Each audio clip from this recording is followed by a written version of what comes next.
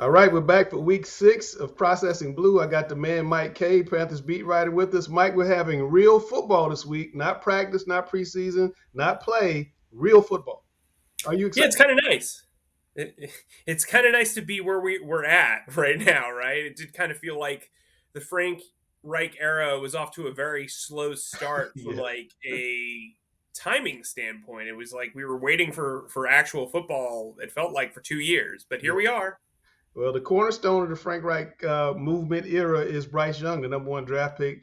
He's going to play on Sunday a whole game, not a couple of drives. What are you expecting to see out of him as they play Atlanta? Well, the number one thing is poise. I mean, that's really what his superpower is. I think if you look at the way he operated in college, off schedule throws and not panicking when the pocket collapses are what he does best. And I think against Atlanta with Calais Campbell and Grady Jarrett up front, with the amount of struggles the offensive line had in the preseason, you're going to need to see Bryce Young operate outside of the pocket. He knows that. Frank Reich knows that. Thomas Brown knows that. We all know it. The Falcons know it, right? Right. And so when he's operating from left and right, he just can't panic. He's got to keep his eyes down the field. He needs to deliver the ball cleanly.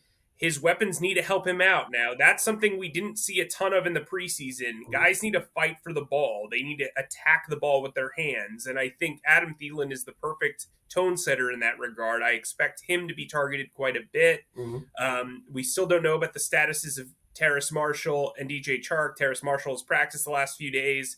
That's a good sign. DJ Chark will wait on that hamstring. Obviously, those things can be kind of Tricky. fluid, those situations. But I think Bryce Young and poise need to be in the same sentence throughout this weekend. Well, Miles Sanders playing help. We hadn't seen Miles Sanders, but we know he can play. Yeah, I think if you can get him effectively on the run right away, I think that anytime you have a strong running game, frankly, this offensive line was a tad overvalued last year because of how much they ran the ball. It was a Mhm. skewed offense. So it'll be interesting to see how the offense does with a more balanced attack. Miles Sanders has thrived behind very good offensive lines in Philly. This is not the same offensive line. Mhm. Hey, he can say that all he wants. I think he said it when he got here that the offensive line was just as good. Yeah. That's not true. But I think that they have a very strong command of the run. And so that is really important, especially when you're trying to establish the line of scrimmage. You're trying to best the likes of Grady Jarrett and Calais Campbell and get them off their toes, and when you're trying to establish the pass. If I'm Frank Reich, I might come out with 3 straight runs and see what happens. Even if you got a punt after that, at least you establish that you're more than just Bryce Young, and maybe you take some of the pressure off.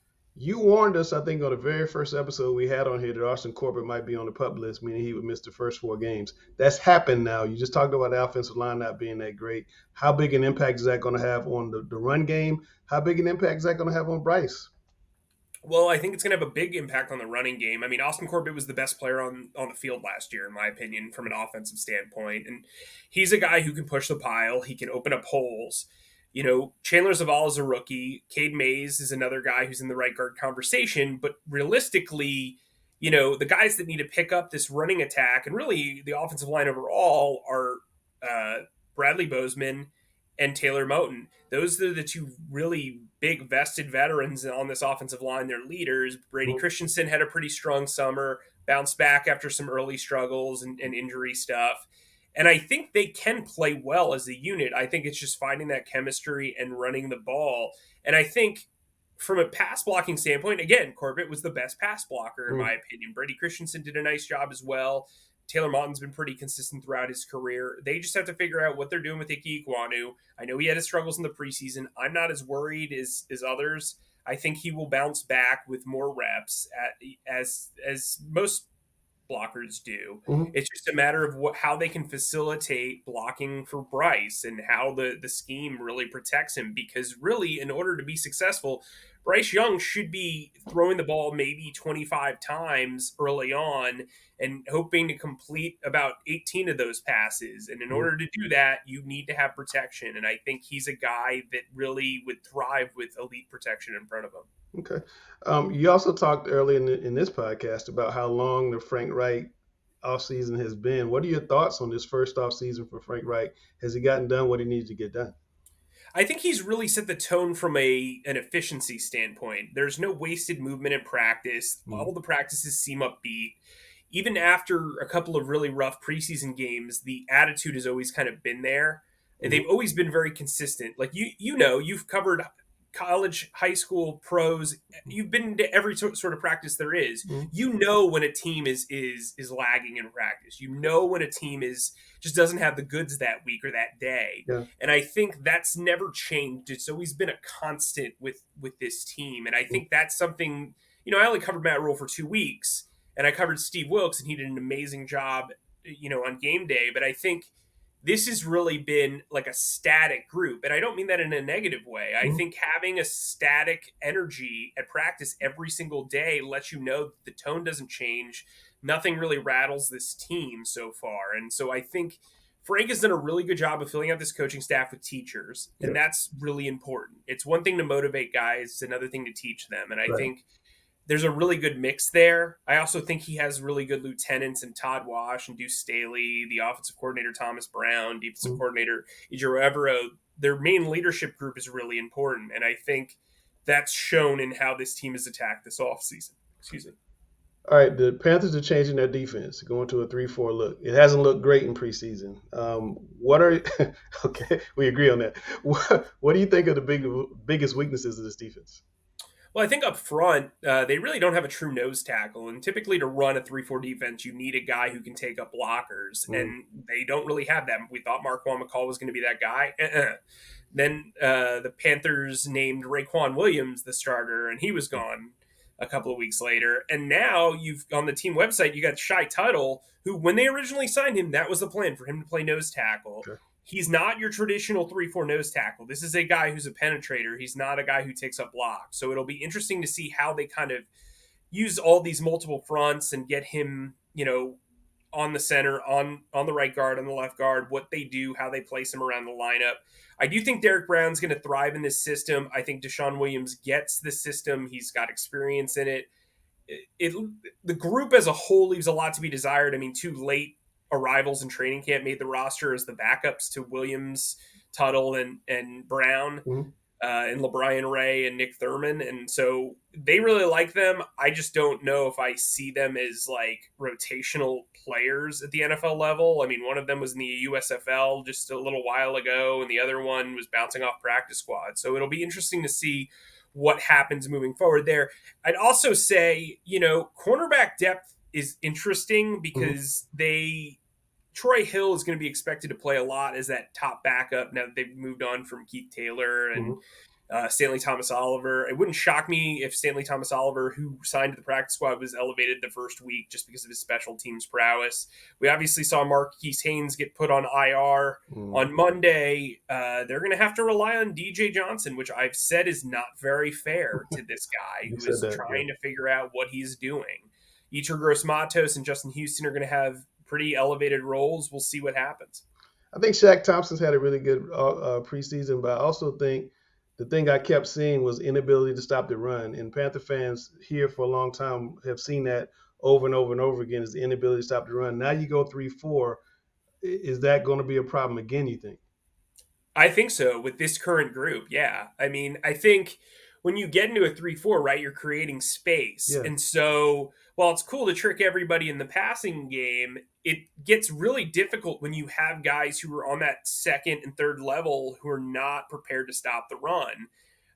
Derek Brown's a good run stopper. Shy Tuttle's more of a pass rusher. Deshaun Williams is more of a pass rusher. Mm-hmm. So what you're giving up there, I mean, you're basically sacrificing the run for the pass, but you've got the coaching staff saying you've got to be able to stop the run first. Well, yeah. That's easier said than done, my guys. And so it's like this weird dichotomy of the way they've built this team is like pass rushers, pass rushers, pass rushers. Oh my. And then it's like, well, guys, we got to stop the run. So and Atlanta likes to run the ball. Yeah, so it's just I don't really have a high anticipation for them being a great run stopping team. Maybe they'll surprise us. But I just think, like, from the Panthers' perspective, they have clearly thrown all their eggs in the pass rushing basket, and they better hope that those don't break as running backs run them over. If you never get to 3rd and 10, you have a hard time getting those 25 attempts you want Bryce Young to get to. Right. All right, Mike, tell me what the Panthers' record is and what you think Young's season stat line looks like. So I have them going 8-9. I think if you're being honest with yourself, and if the Panthers are being honest with themselves, this is a 2-year rebuild. They've got at least 24 new faces on this team. They've reinvented the defense, as we just talked about. They've got a completely new staff almost outside of Campen, Tabor, and some lower level assistants. This is a rebuild, and I think it'd be unfair to put a rookie quarterback in there and say, hey, go win the NFC South. As wide open as it is, I just don't see it. For Bryce Young, I think he'll have a 64% completion percentage. I think he'll throw for 3,200 yards, 18 touchdowns, 12 interceptions. He'll run for a couple more, maybe 300 yards overall. And I think that's a solid year. 8-9 with a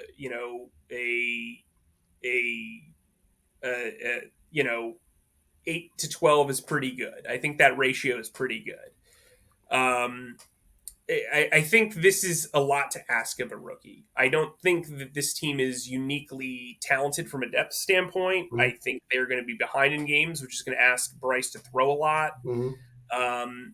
And so I think, and you can't protect them very well. So. Right. So I think you're going to have to lean heavily on the running game. Yeah.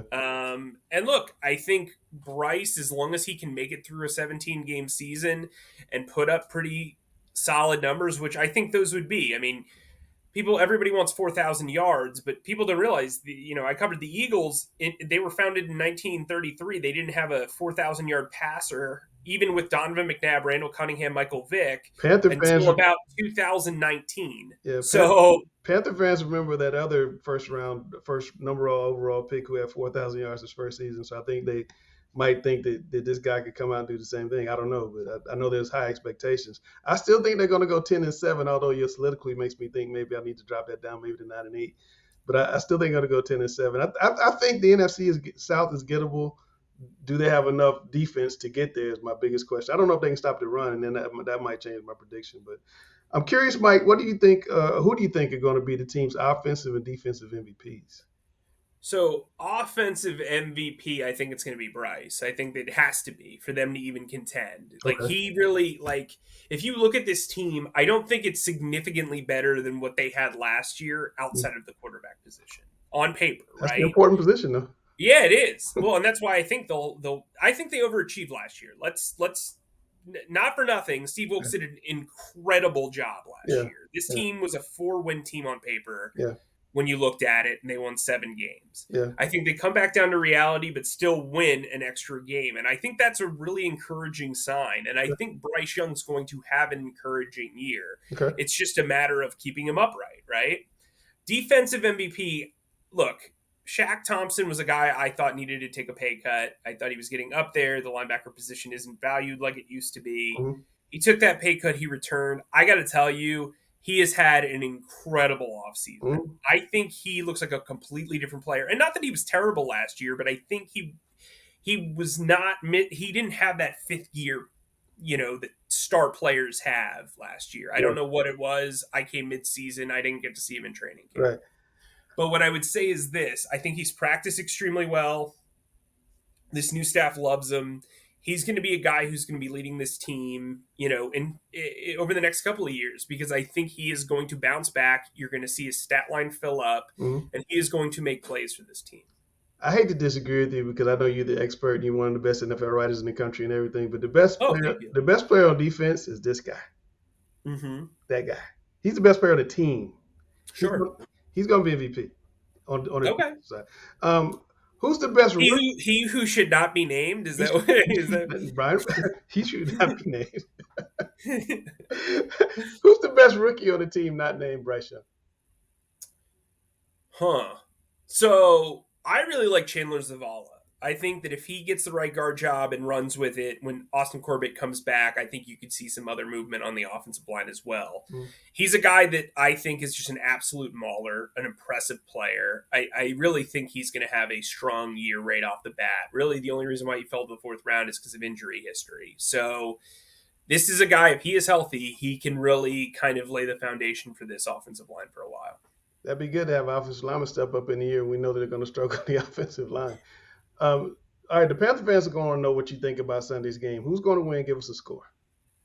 So I would say I have the Falcons winning 20-17. Okay. And I'll tell you why.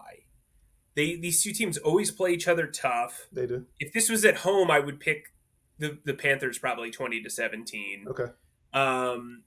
It's just the first game for Bryce Young. I'm not sold on the offensive line. I'm not really sold on the defensive line either. And I think if you're coming into this game thinking the Panthers are just going to run through the Falcons with all the talent they've acquired over the last couple of years, it's just really, it's for the Falcons, it's really just a matter of quarterback. And I think with the running game they have, with the offensive line they have, with the defensive front they have, I just kind of like where they stack up at home. It's one of those games where I think it's going to come down to that final quarter where it's going to be something like 17-13 with the Panthers winning, and then the Falcons just kind of, have a long drive and score a touchdown, if they run the ball, right? So I think this is going to be a close one. It's kind of hard to pick not knowing everything involved because we don't. It's week one. As Frank Reich said, it's kind of a weird week.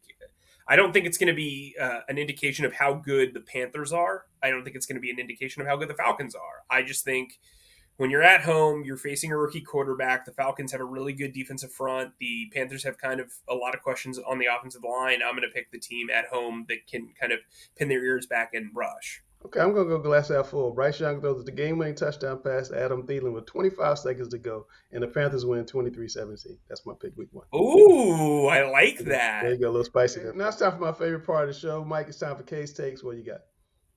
People are going to hate this. I know that Panthers fans don't love the Saints, but in my predictions for this year, I have the Saints winning the division at 9-8. And I'll tell you why. That is not the worst case scenario for the Panthers. This is a short-sighted organization. They have been for years, planning from year to year, not really having a long-term scope. And what happens when you have a short-sighted, outlook, you pay for it because the schedule gets harder if you win the division, and you're going to lose probably some pretty strong free agents in free agency. And so I think, the Panthers are set up really well to where if this is truly a 2-year rebuild, next year they got $55 million in salary cap space.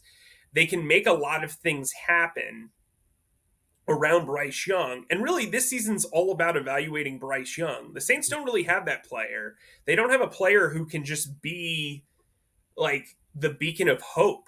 It's all a bunch of old guys, a head coach who's getting on his second stint, who's not very successful in his own right.